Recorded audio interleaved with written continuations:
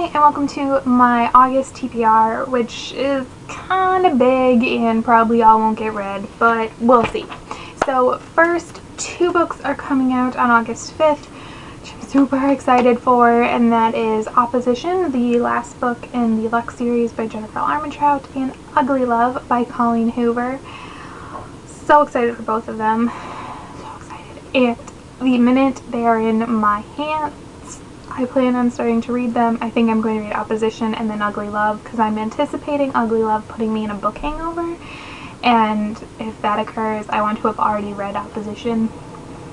I've decided this is the best decision, but I'm buying those and I will be reading them. Then really quick, these I want to try and read Belladonna and Starling by Fiona Paul, which are the second and third books in the Secrets of the Eternal Rose trilogy. I had these in my TBR last month and I never got around to reading them, but I would really like to read them. I've been watching The Borgias on Netflix, and whenever I watch it, I have this overwhelming urge to read these or watch Casanova with Heath Ledger. It's really weird. Well, it's not that weird. It takes place in Rome, which reminds me of like Venice, which is where these and Casanova take place. But I would like to try and read these if I can. So then, other books, I read 2 romance novels last month and I want to read more. I'm trying to put one in my TBR every month, and ooh, geez, throwing it around. This is by Love Unveiled by Sabrina Jeffries, and this is actually a repackage. She wrote this previously under another name, Deborah Martin, and yes, so they re-released it as Sabrina Jeffries. It's a historical romance. I don't really know what it's about. Yeah, I don't usually read synopsises. If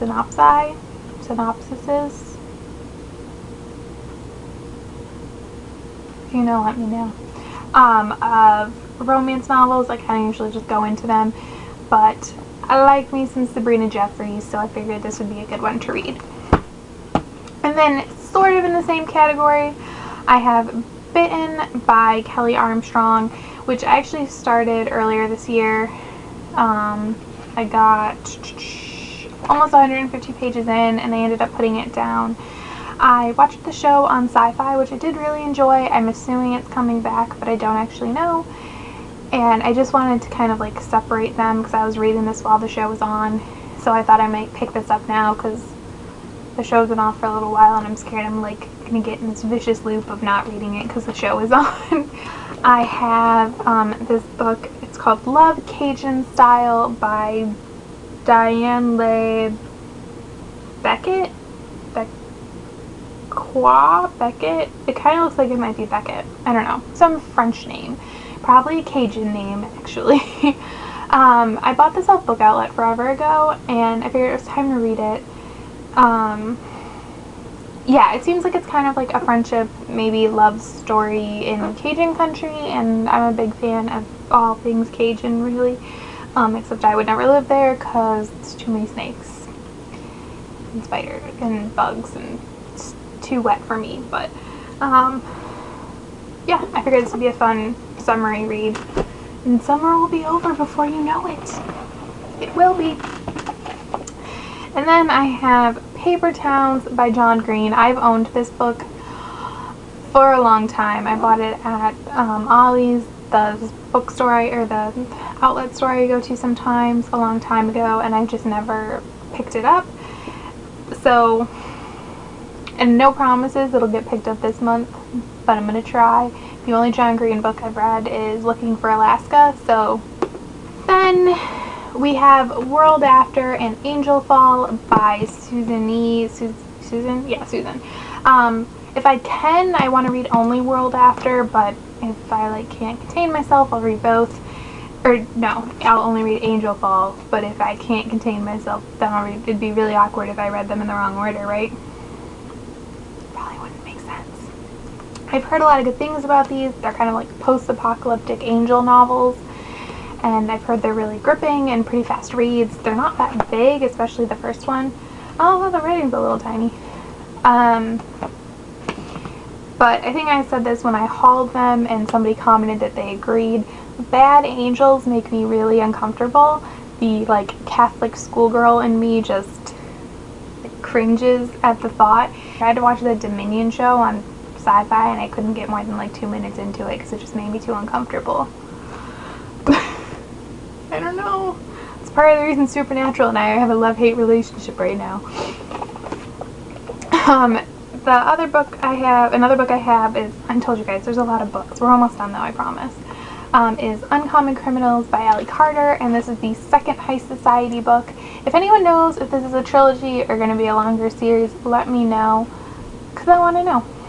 I read High Society earlier in the year. I did really enjoy it, and since I read the Gallagher Girls series last month and loved finishing that, I really want to get going with this because I own this and the next book also. Next is a book I'm pretty sure has been in a TBR before, and that is Deception by CJ Redwine. I read Defiance like last year sometime. The third book comes out in August, I think, like at the end of the month, so I can then read that. And I did like Defiance. It had some issues, but I enjoyed it, and I want to keep going with the series. I actually bought this like right after I read Defiance because I was like must read, but then I was like reading something else and got distracted, and I don't know. I did not have to pay full price for this in retrospect, but I did.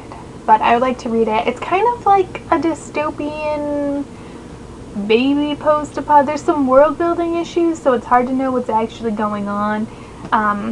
But it's told in alternating POV, which is nice. And I don't remember much about the first one, but I enjoyed it. I'm sensing a love triangle coming on. Not excited about it. About the love triangle. The book is okay.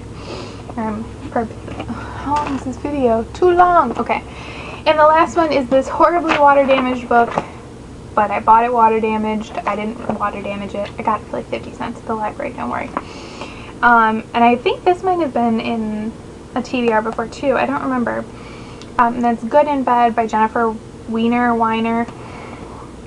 Unsure of her choice of pronunciation. It's pretty big. I'm not sure if this is supposed to be chick lit or if it's a romance novel, really, like which they would classify it as. Well, it's kind of old. It's from 2001 originally. Anyways, it's about a girl who's like plus size, I believe, and yeah, she ends up, like, her ex-boyfriend ends up writing an article about her, like, him having had a relationship with a larger woman and her having to deal with all of that and the fallout and stuff. And I think it's interesting that it's from like the perspective of a plus size girl, and you can't really tell, but the cover model is definitely a little bigger than average. Like, you can tell her calves are a little bigger and like her arms are a little bigger than like a normal model, but she's still kind of tiny. But God bless them for trying, I guess.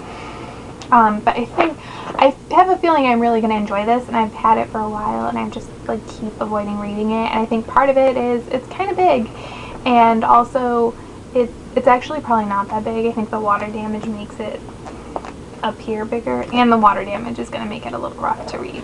That's my August TBR. Like I said, I'm not sure if they're all going to get read or not, but I'm going to try my hardest. Tell me which ones you think I should check out first, or I should really try and prioritize this month. Yeah, because I'm not really sure where I should start. So, thanks for watching. Bye!